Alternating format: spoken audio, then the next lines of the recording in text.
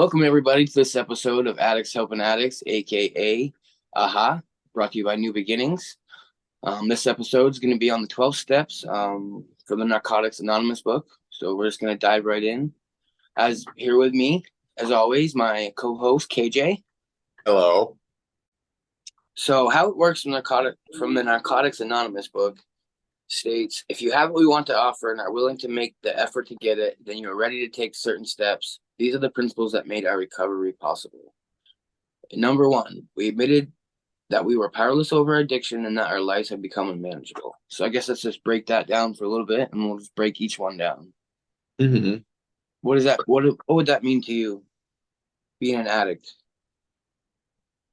Honestly, to really I just recognize like you either in the moment you don't have the tools, you don't have the kind of, I mean, if you had the ability to stop and you wanted to, you would. So it's just really recognizing your limitations, um, and actually recognizing the damage that probably has followed behind you, you know.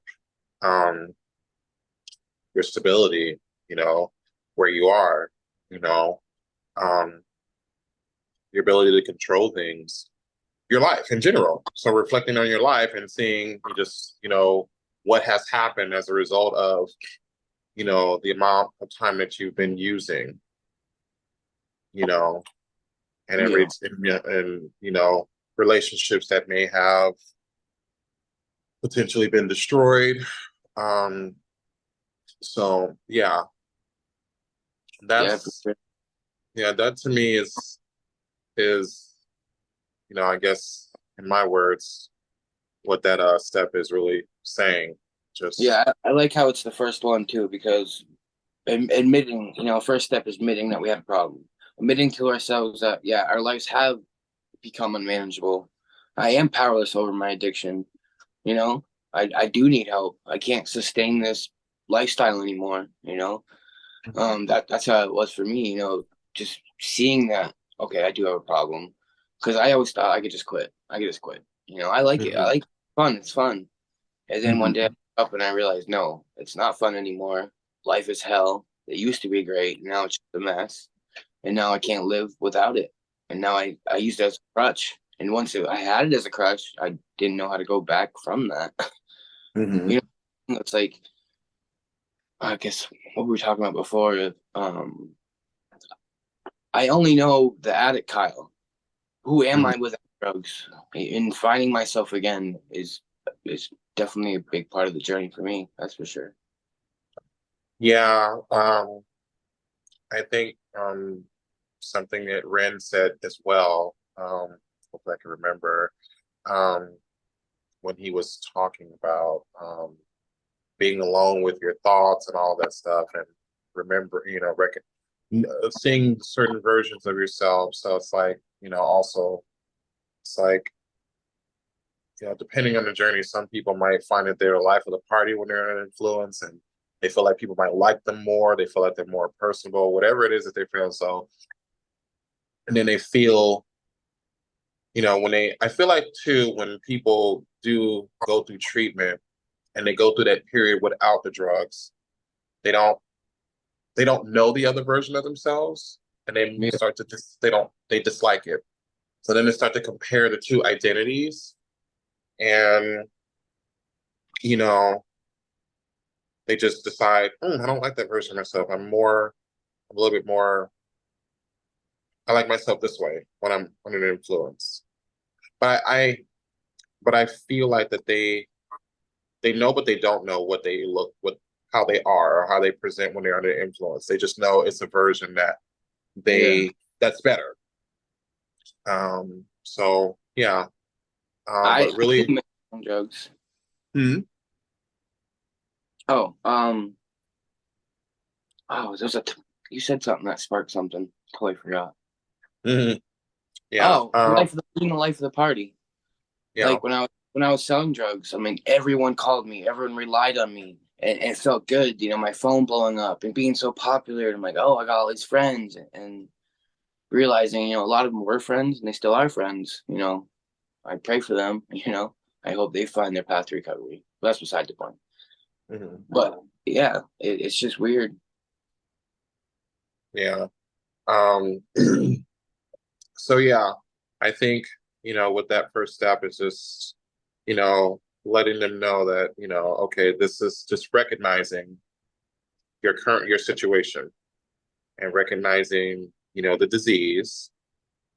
And, once you can really accept that, you know, that's the first step to moving forward. Yeah. Yeah. You want to read off the second one and start and break Yeah. down, and I'll jump in. Yeah. So once we, have, conquered number one, then we have, the next one. So we came to believe that a power greater than ourselves could restore us to sanity. Um, so I this one, I guess, it's for so long as the person is willing to accept that there's a higher power, then yes, because there are people who don't believe that. So, but I I think in general, knowing that I feel like that when you accept that there is a power greater than you, that also gives you a level of hope as well. Um, Yeah. helps you with, guidance, you know, and it also, I feel like, helps you to understand and believe that you don't have to necessarily um um oh, the word is on my tongue. um that you don't have to rely on your own, like you can, look to your power and say, I need help, be vulnerable. You don't have to Yeah. always try and do this within your own strength, because our strength, sometimes our strength, all the time, not sometimes, a lot of times, our strength is pretty faulty. Life kicks you around. Life kicks everybody around, but for the addict, it can be a lot harder. So knowing that you can just simply just get down and just be like, I need help, can't do it, I need strength, that's helpful. That's really helpful. Yeah. So, yeah. I know. Yeah. I'm believing God. I think. I do believe in God. I can say that. Yeah, I believe in God. But for like my higher power per se, I don't believe that's God. I believe my higher power, for me anyway. I've lost a lot of people in my past, like a lot, Hmm. and I just Yeah. feel like collectively now, after rehab, I feel like they're all my higher power. Like Hmm. I can, I don't know, I can lean on them. Yeah. I feel like they're there for me, and I know that they're there for me. So I just knowing that and believing that they're my higher power gives me so much strength and hope. And I just believe that I can be restored to sanity. Believing in that, having that belief system, and there's something out there that's gonna help me. I'm Hmm. not alone. I do have help to do this. They can be the light in the dark, and that's how it's nice believing in something bigger than yourself, for sure. Yeah. I mean, and I And think, addiction is a hard thing to get through, so having help in your corner helps. yeah. And it's kind of like we were talking about, last time is, your power, your higher power could be, you know, I won't say anything, but whatever it is you're gonna be, whatever you allow to be your beacon, something that you look to. Light. Um, Yeah. so yeah. Um, yeah, Yeah. that's pretty much how I feel about that one. All right. Um, After after we came to believe that a power greater than ourselves can restore us to sanity. Number three, we had made a decision to turn our will and our lives over to the care of God as we understood Him. Now, this one's a little controversial. Not everyone believes in God, like we just discussed. So, I don't know. How would you break down that one? I'll let you take the lead on that one, sir. okay. Well, all right. So. I have come from a religious background. Um, so let me see if I can. So, I mean, in general, let me see if I can just speak to this in this way first. In general, you know, growing up, I was surrounded by, you know, um, I would say Baptist, but then I think became Christian. So, in general, when we see our life, we see things happening just out of control. We're just like, we need to make a decision. We don't have, we acknowledge I don't have the ability to manipulate what I see is happening out there. I can't change this. I can't change that. There's certain things within our ability, but overall, I cannot direct my entire life the way I'd like to. So, you make a decision to turn over your path, whatever that is, or your footsteps, Ooh, I like you that. know. Mhm. I like that. Yeah. So we make a decision in general to turn our lives over to the will and the teachings of God, the way it's taught to us. So essentially, you know, provided that person, and some people grow up in it, some people have certain experiences with religion, which they can embrace it or reject it. If that person felt like it was forced down their throat, that could be difficult.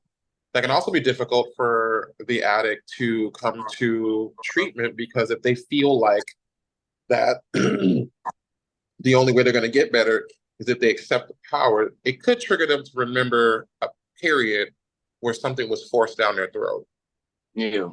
And so they then come into an environment where they then feel like, again, someone's telling me that I can't get better unless I have this in my life. That could also impede them. So I feel like that with this step is very delicate. Um, and I feel like that when if an addict is going to do the 12 steps, I feel like when they get to this step, that I really feel like that this is where this should be really explained to them, so they don't feel like, They have to have God to complete the 12 steps. yeah. And so, Yeah. like, If they're and non that, go ahead. if they're a non-believer. Yeah. So it's like, I feel I can't, I don't know how everybody does it, when they're, you know, doing this, but I feel like that again, I have to go back to in general, when you're trying to teach, you're trying to communicate what having God in your life means, there's a delicate way it has to be done. And I do know that some people don't have that skill to communicate in a way that's not pushy, you know. And so you really have to be delicate with, I feel like you have to really be delicate with that one. But overall, going back to maybe the person who does, when you make a decision, you know, you make a decision that says, okay, I realize my limitations, and I know that I cannot manipulate the world around me. So I need you, God, to order my footsteps, walk me in the direction that I need to walk in, help me to walk away or around whatever could be in my path. So that way, until I get to the point, and that's honestly what that is also saying too, because you will come across a situation that will test you, Oh, for sure. eventually. So, if you basically, I feel like the step is saying, take over my life. So if I come across the situation, I know that you're going to walk me through it without any issues.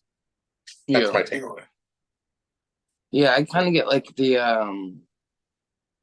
whatever's gonna happen is gonna happen. Yeah. So just go with the flow. Like we talked about this in at Valley Vista. Just going with the flow. Like whatever's Yeah. gonna happen is gonna happen. So turning our will and lives over to the care of God is kind of like saying, hey, whatever's gonna happen is gonna happen. God's got me. You know Hmm. what I mean? Yeah. Yeah. So it's like Well, whatever's gonna happen is gonna happen. So as long as I put my faith in, you know, for things to go the way that should go, as long as I'm on the correct path, that's hmm will over to God, I'd say. But that's kind hmm of Yeah. not as much in depth as yours, but it's kind of what I got from it. Yeah. Yeah. Okay. So, all right. So after we've accomplished, making a decision to turn your life over to God. So, um, next, we made a searching and fearless moral inventory of ourselves. Okay. So this, to me, this step is This is a really big. now. Hmm? This is a big one. This is the one that everyone struggles with. It's, oh, I got to make my list. I got to make them. Yeah. This is a big one. So searching and fearlessly moral inventory of it. So I feel like it's literally saying what it means. So this at this point, this is where you really are taking an inventory of yourself. Who are you? You know, what type of Well, person are you? What are your characteristics? What are your traits? What are your behaviors? Now, the only thing with this one now, as it makes me think, I really hate when certain addicts say this to themselves. And I don't know if this is a part of the step, but they're always verbally saying, I'm a piece of shit. oh, I said that. And That's how it is right. introduced in group. Yeah. And so I'm like, where I come from, um, spiritually and clinically, is when you say things out loud, you also then reinforce. True. True. So the thing is that, one of the tips to studying and to remember or reinforce something is to either say it out loud or write it. Um. So when And you by saying say you're a piece of shit, yeah.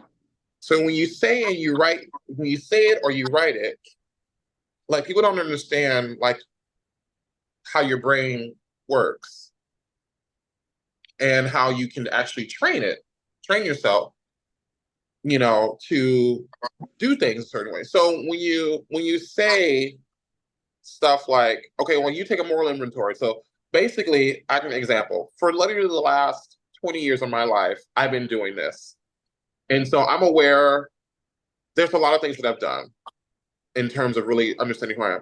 Understanding that sometimes, how I react to things, how I may feel when things are done to me a certain way, how I react, how I treat other people, being conscious in the moment of how I treat people, like paying attention to what I say, how I say it. I know I can't do it for everybody, but just being conscious of the way I present myself. So this is just really to me recognizing all the aspects of yourself.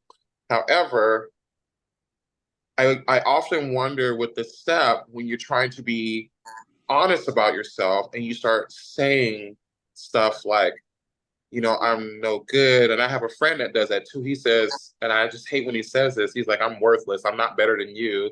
You're doing well. I'm just worthless. I'm just a piece of shit. I'm like, I don't want to Yeah. say, I'm gonna keep from saying his name, so I'm just gonna say it.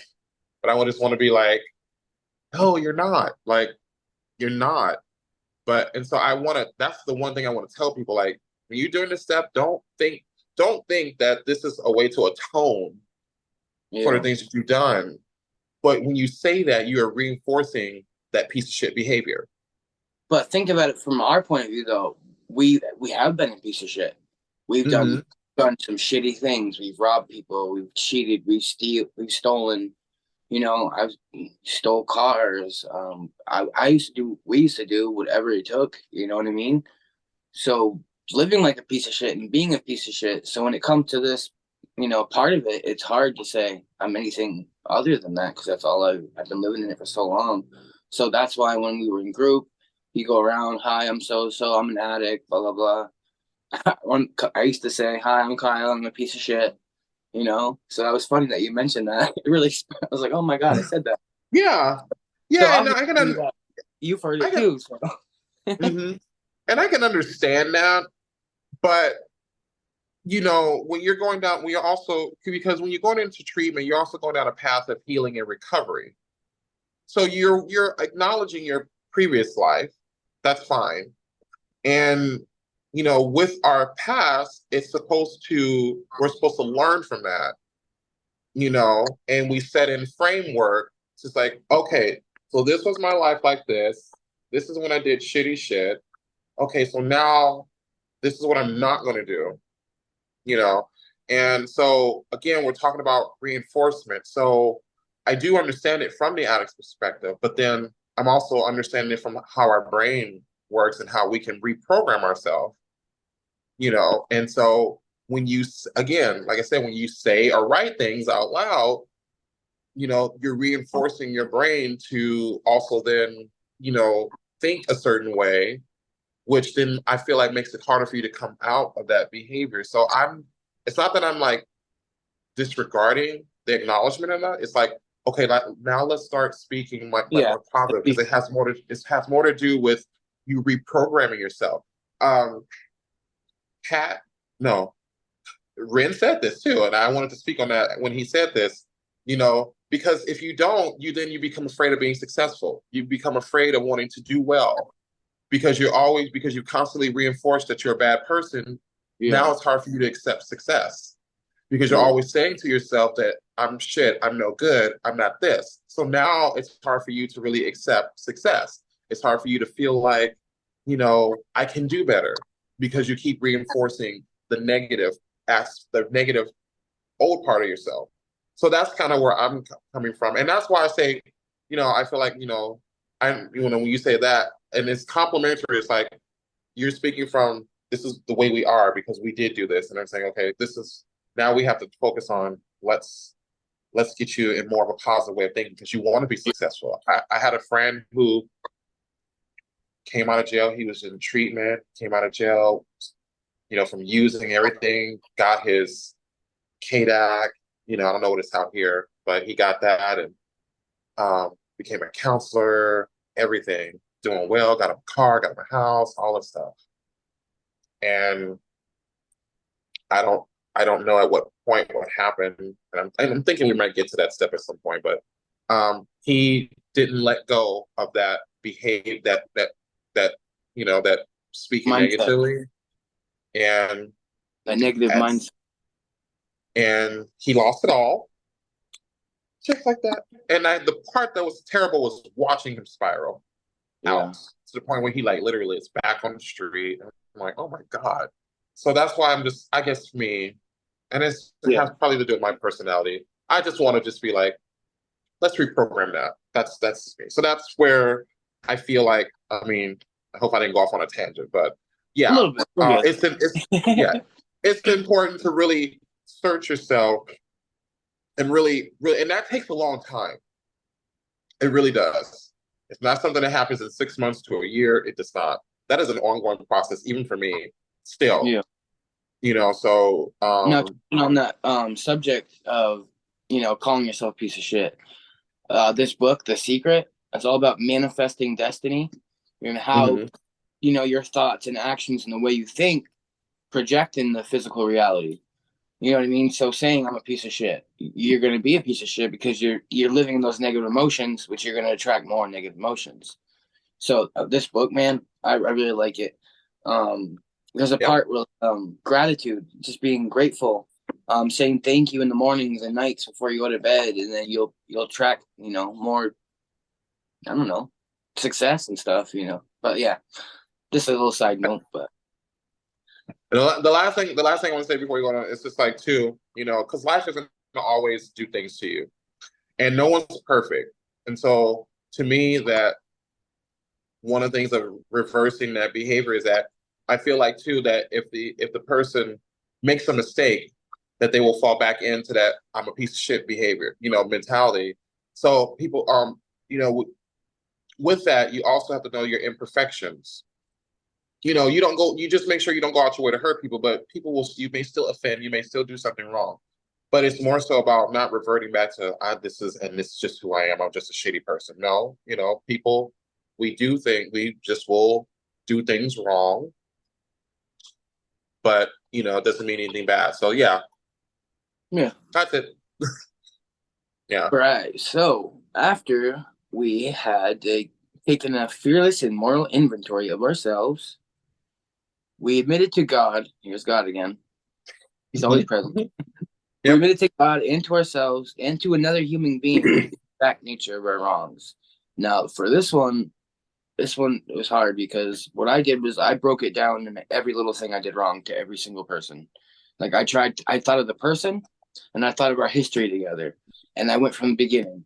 What did I do? What things did I upset them with? How did I screw them over? What could I have done better? And admitting to myself and to other Mhm. people, hey, I know I did you wrong.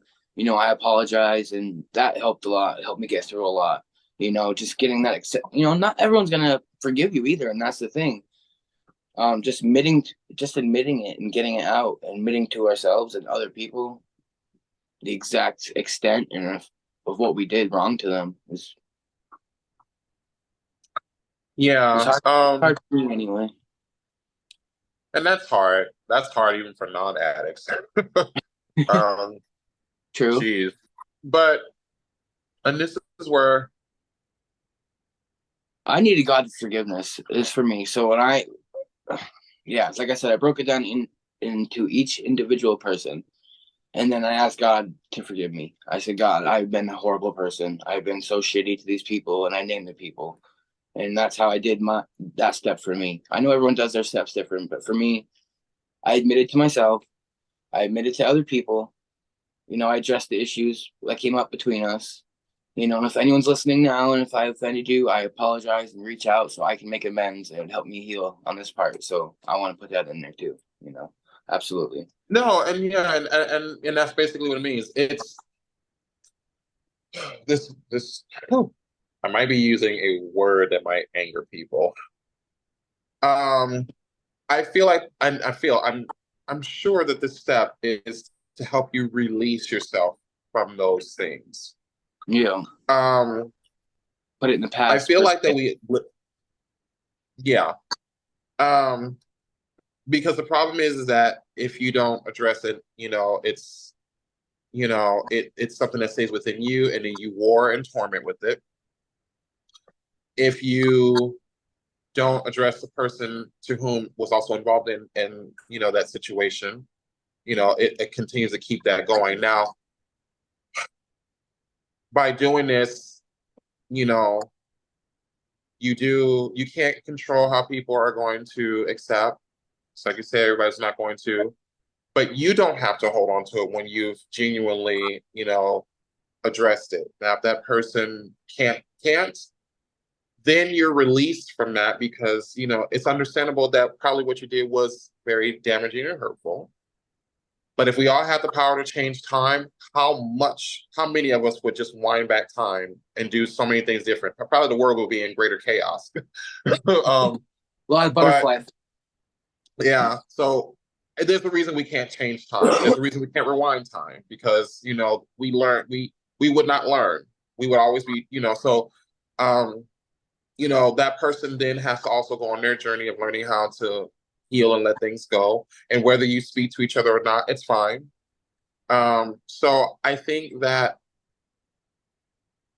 I wonder too if some people struggle with this one because, if the damage was also even great, they may not even learn how to let go as well. So I think this one is just really about, you know, you know, again, being vulnerable and fearlessly looking at what you've done, Yeah. addressing who was involved, so that way you don't have to hold that grief anymore and truly move forward because that grief can just anything can trigger that grief and just take you back. So these just even up to this step, this is about really just like renewing you and trying to I wouldn't say wipe the slate clean, but just give you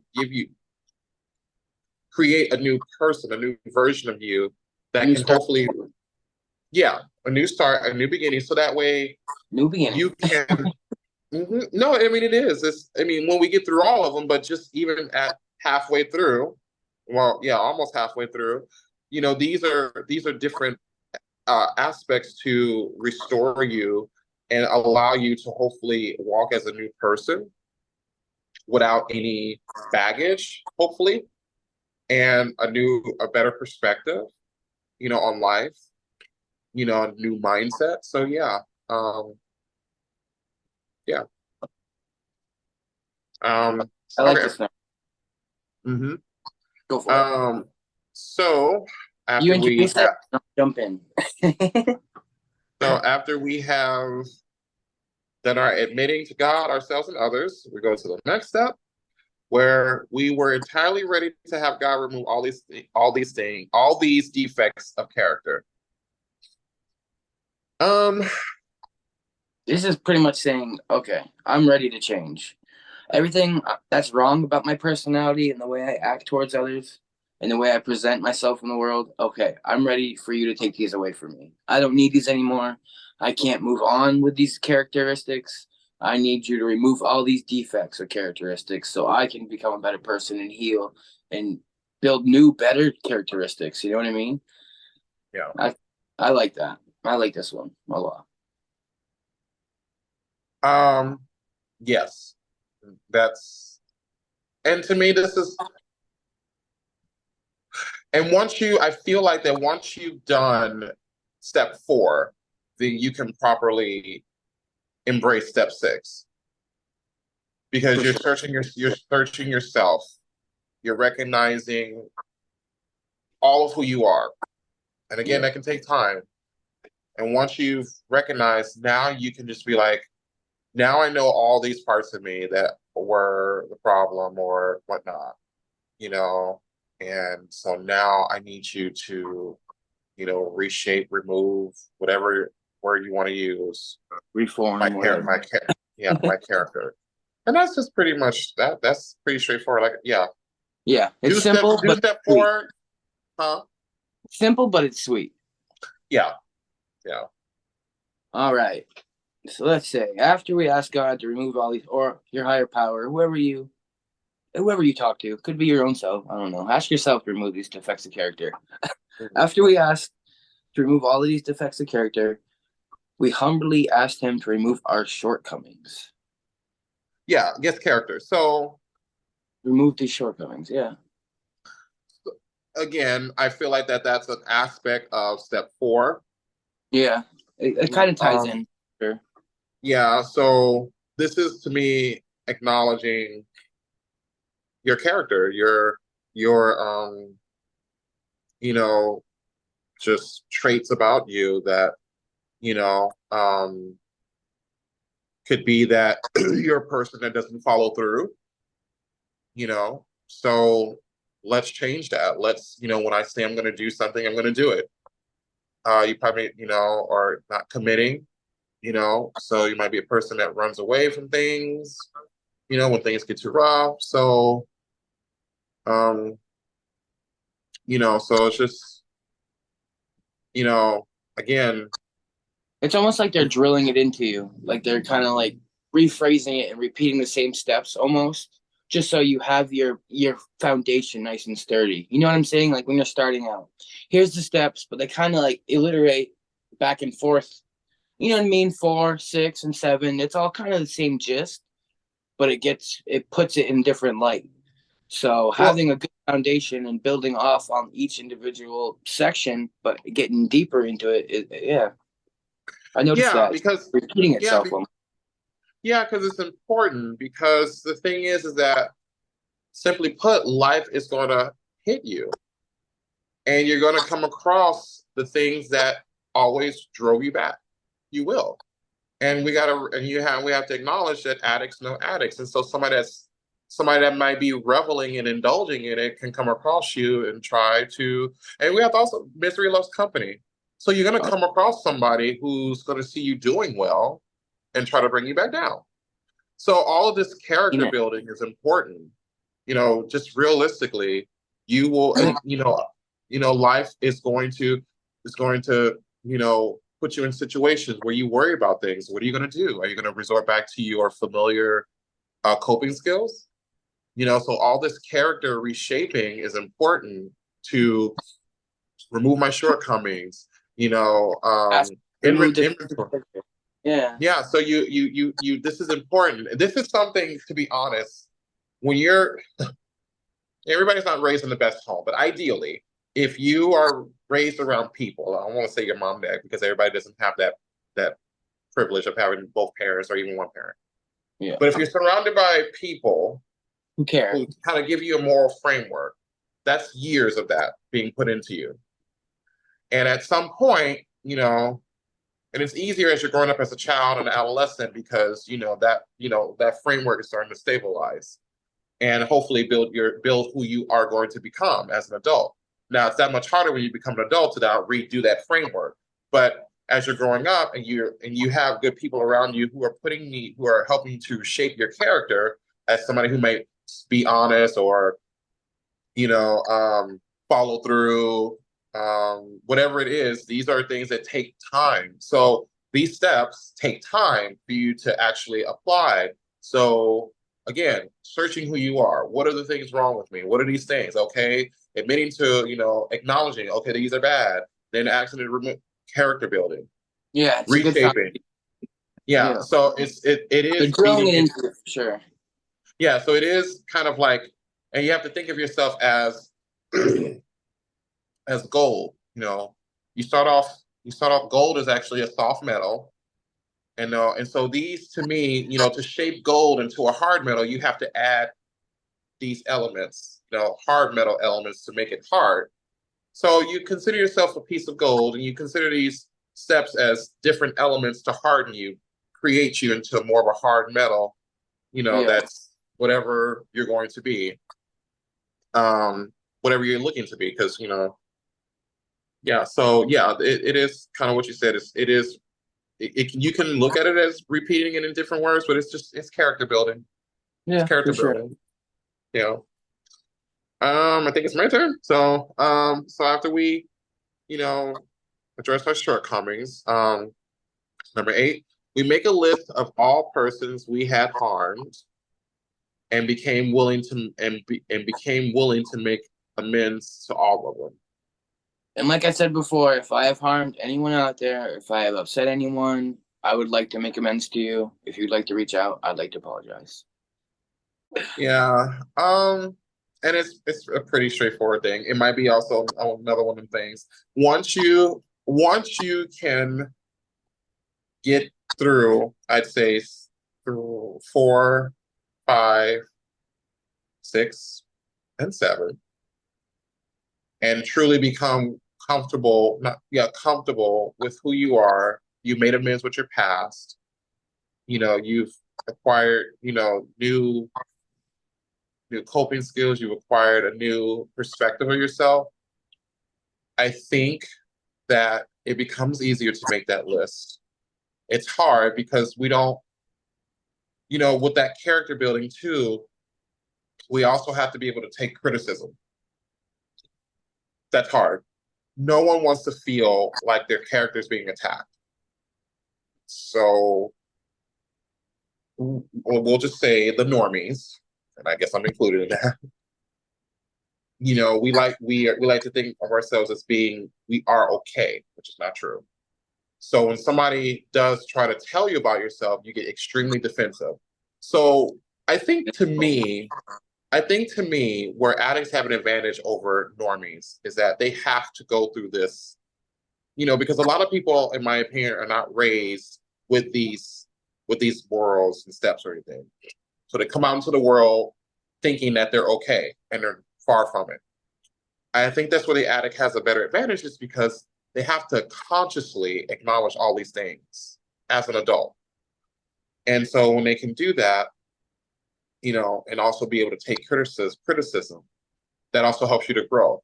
Because you're not going to, even when you do the self inventory, there's only so much you're going to be able to see yourself anyway. So you're probably going to need somebody, and it may come out in anger or whatever, but you're going to need someone to probably tell you that. Whether it be true or not, you can decide. But, what you may have missed in your self inventory, because people have done that with me as well. Now I can decide, and my rule of thumb with that, hopefully I'm not straying too far from this, but my rule of thumb with that is, if I just have one person telling me, maybe. If I have multiple people telling me the same thing in different words, Yeah, then I probably have something I need to look at. there's something there. So yeah, so if one person is just telling you, oh, okay, well, if I don't hear that from a lot of people, okay, then that's just how you feel, and I can't deal with that. I can't, you know.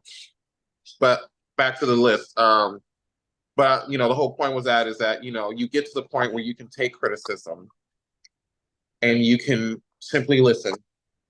You make your piece. You speak your piece, and if they accept it, then you can make your peace. And even if they don't accept it, you can make your peace. But I feel like there's two steps: speak your peace and then make your peace. And Yeah. if they do, that is great. If they don't, then now they have to go on their own journey to deal with that. And but you can walk forward without having that on your shoulders anymore. And again, it's a type of scar that will hopefully help you to not to keep from ever doing something similar like that again. Yeah. And by making a list of everyone we've harmed and being willing to make amends to them, it's a big step. As long as Mm-hmm. you're willing to put in the effort and you have the ability, you will have the ability to make that effort. You know what I Mm-hmm. mean? Everything comes in steps and, you know, Yeah. pieces. So as long as you're willing to make the change, change will Mm-hmm. happen. But Yeah. what's that saying? If nothing changes, nothing changes. I love that saying. If you don't Mm-hmm. do nothing, if you've always done if you've, how's that saying? Mm-hmm. If you've always done what you've always did, you'll always get what you've always got.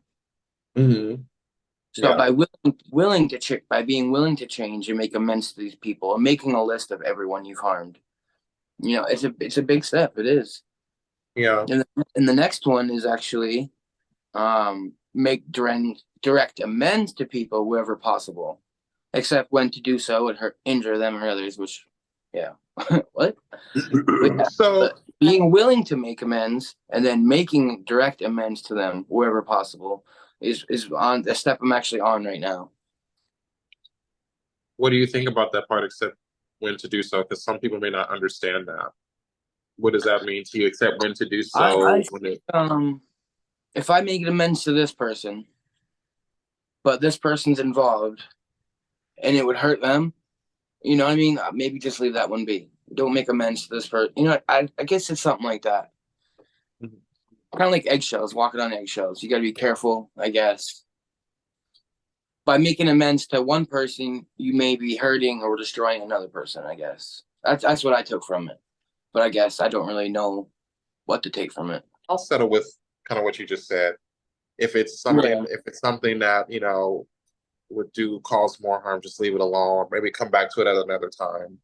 But I mean, if it's something that's really gonna stop you from moving on and completing your other steps, I guess it's gonna be a hard choice, but I Yeah, I that's mean, what it would I out be. of it.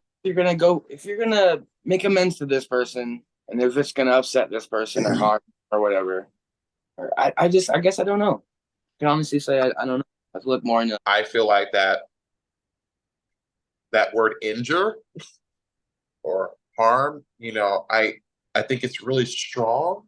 It causes you to walk on eggshells, just like you said. And I'm like, we'll leave it there.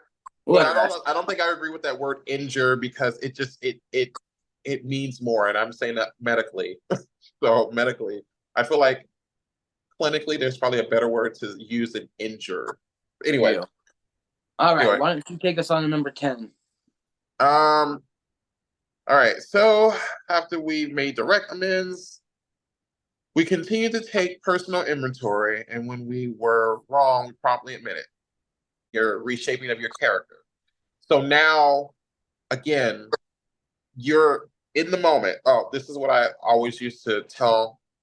I don't know if I used to use the word patients or clients or whatever. When I was in working in treatment, especially in outpatient, um, I tell them that in the moment when you're having a conflict, that I say it like this: if you can stop time for a second before things, before you say things, and just like stop time in your mind, just be like, okay, what is happening?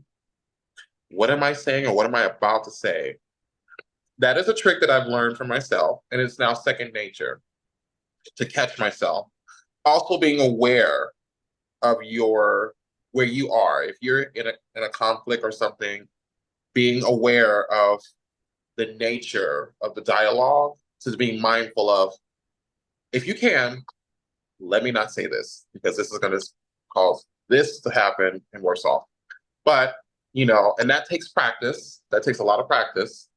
Um, But if you happen to unsuccessfully stop yourself, in that moment, oh shit, I am sorry. I did not mean to say that or did not mean to do that. I really did. So it's teaching, it also is teaching you, just how to be more self-aware of who you are to me in the moment, but also not being full of pride to say I did wrong. Because again, the normies don't always like to admit when they're wrong. Because right now we live in a society is if you're wrong, you're bad. Yeah. So wrong is not bad. Wrong, it just means it's not correct. That doesn't mean a bad person. So everybody does their best to not be wrong or admit that they're wrong. And so this step is saying is teaching you humility. It's like being, have some humility. I was wrong. I was not right. And so I want to say, I want to correct that. So yeah, I feel like I'm hoping that I feel like that's the word. It's teaching you humility. You're going to always take personal inventory of yourself, but you're also now teaching yourself some humility. Like, I'm not perfect. And so I just want to make sure in front of you that you see that I'm not perfect. So this is, yeah. Yeah, I guess just knowing when we're wrong. You Mhm. know, look inside yourself and realizing when we're wrong, admit when you're wrong, so you can build off from it, I guess, you know? Yeah. And believe that's hard. It really is. Because, like I said, nobody wants to believe you're wrong. No one wants to believe they're wrong. And again, admitting wrong means that there's a defect. And that's the way we have built our society is admitting wrong openly means there's a defect. And it's not. Like for me, personal inventory. Personally, I know that I get obsessive over things. It's my addiction. I'm not addicted to drugs anymore, but you know, I smoke vapes now. And, yeah, like this recovery stuff. I'm addicted to it now. Like I eat, sleep, breathe it, and I just get obsessive over things.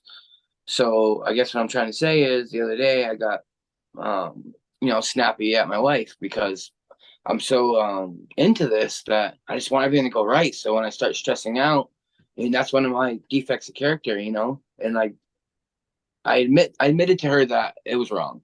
I shouldn't have snapped at her. I'm sorry, honey. You know how I get when so that's one of the things I got to work on too is that defect of character, and admitting when I'm wrong like that situation. I admitted I was wrong to her. Felt bad. But do you feel like that you also in doing that, what else did you also observe with that in that moment that you felt like was also a defect?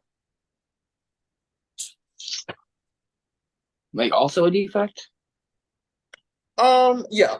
I mean, I you said it already, and I've already seen it within you, but that's so I'm like, yeah. being What do you feel obsessive. like? I Yeah, gotta stop. I, yeah. I get obsessive over things. I don't mean to. It's just like I need something to put my time and energy into, and at least it's healthy. But Hmm. I do get obsessive over things. Oh, my mic's not working right. Oh my God, I'm getting frustrated. And then I'm like, Angel, help me, and then she gets upset, and then we're fighting, and then it's all over something good. We're fighting over something good. You know what I mean? So Yeah, it shouldn't be that way. yeah. And so again, those things come over time, and it's fine because when it comes to addiction, and also to me, and what I've seen, addiction, and to get over it as well, you have to replace it with something as equally gratifying. It has to bring you the same amount of joy that the drug brought you. And then when you've Oh, gotten that, then you have to balance that.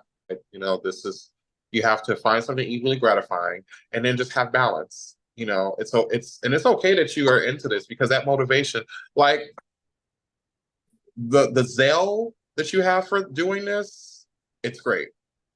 And that's probably what's needed because you already are living certain other concerns that can just knock you down. And so if you didn't have this level of energy, you probably might be knocked down a little bit faster. So the fact that this is motivating you, it's fine. You'll just learn to just balance it and you know not get Yeah, as right probably now, as.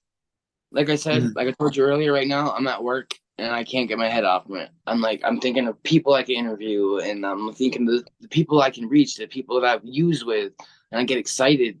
Like maybe they'll see this, and maybe if I tell this story, maybe they'll hear it, and maybe they'll seek help. I want to inspire people. So yeah, and It, so it, it, I do get yeah. really excited about it, and I can't stop Mhm. thinking about it because I know where this could go, and I know where I want it to go, and I have big Mhm. aspirations for the future. So I'm stoked. I'm so excited for my family, my daughter, and having her back, and her being a part of this, and so yeah, it's big, and I know I shouldn't obsess over it in But moderation. well, yeah. It's driving my wife crazy. Well, and I believe I know she's with you with it, Oh, but it's absolutely. your dream. So you have them, and that's like with starting a business. No one's gonna have the same zest and energy other than yourself. Correct. There are people who will can share in the vision, and it's fine, and you want them to be able to share in it. But at the end of the day, it's you. And for people who want to start a business, it is hard to venture off and do things like this, even a podcast, even doing a meeting, starting your own meetings. Believe me, the people don't have that type of confidence.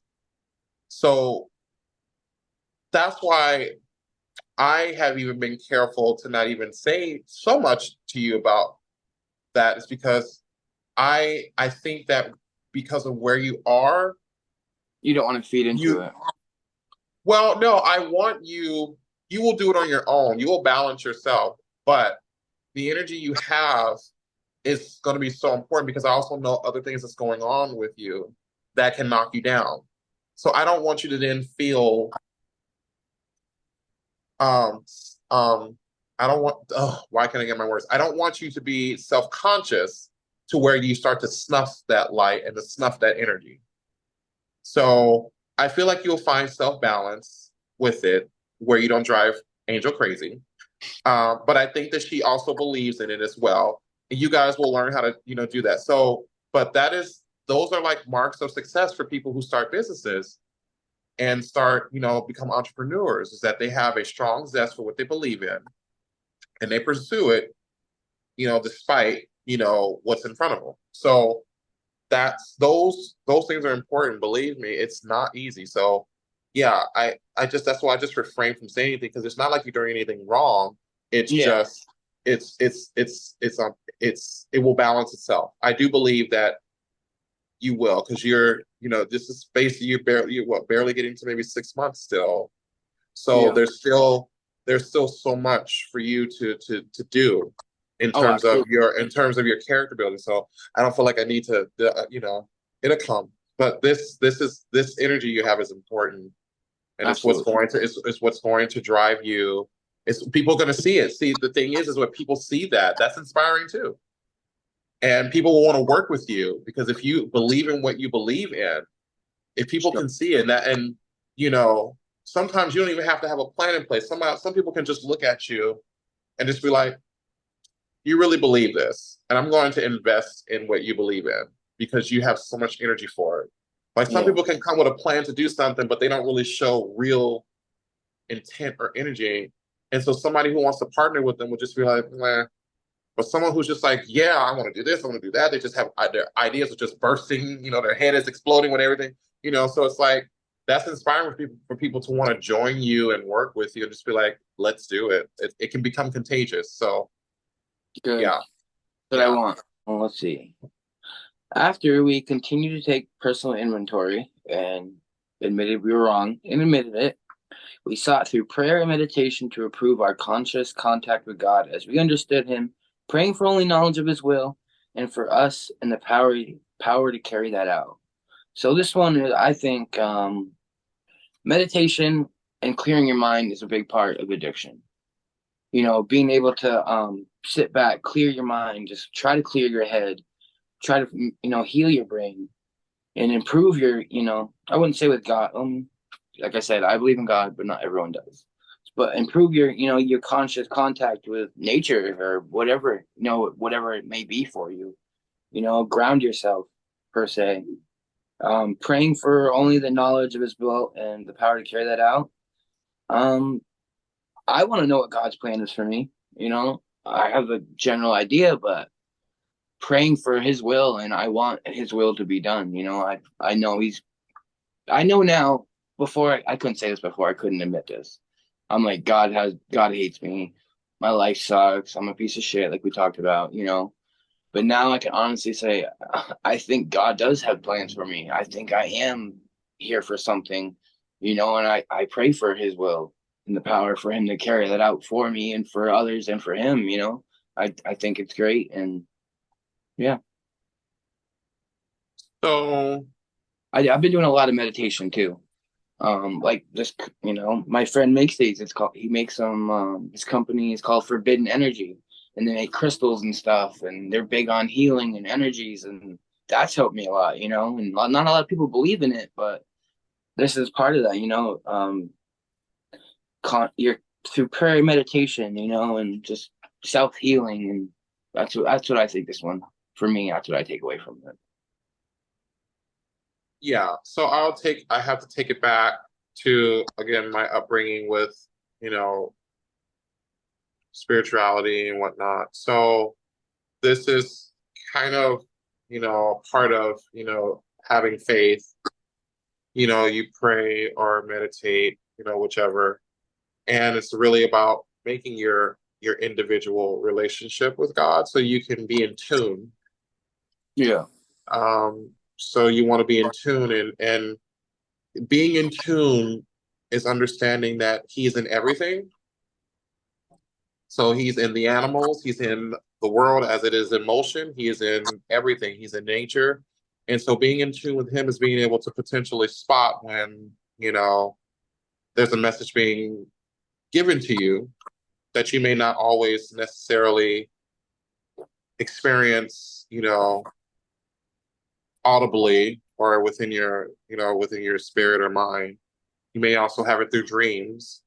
So when you are when you improve your conscious contact, you're acknowledging that He is in everything, and that's also the understanding of faith is He is in everything. So Him being in everything means that you are gonna the more contact, the more of a connection you have with Him, the more you'll be able to realize when you're seeing a message, being confronted with something, all that, praying for only His knowledge, praying for knowledge of His will. It's that is also difficult. That is difficult for everybody, even non-addicts, because we naturally want to be in control of everything. We do. As humans, we do. We want to control everything. We think having control means that we can control the direction of things. And so in general, faith is to acknowledge that you don't. So yeah, just once you have your connection and, once you really are in tune with Him, you can, I feel like that you'll understand His will, and you'll be given the inspiration to carry it out. Once you are really connected, Yeah. you will, your footsteps will be ordered. So it is going back to the earlier steps. At this point of step 11, um, it's kind of almost, I won't say it's soon, but it's you're at that point where you are connected. You are connected with your power, your higher power, and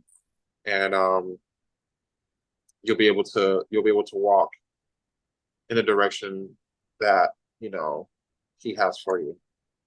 Yeah. Hmm. So All I right. think now it's my turn. All right. All right. Take it away on the last one there, buddy. I'm going to call you KJ. Take Yes. it away, um. KJ. Yeah. Finish it out. Okay.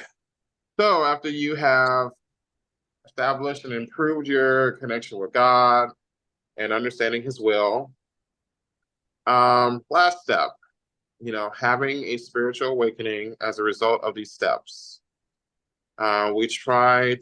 we try to carry this message to addicts and to practice these principles in all of our affairs. So, I mean, I feel like that 12 step is just you acknowledging your rebirth.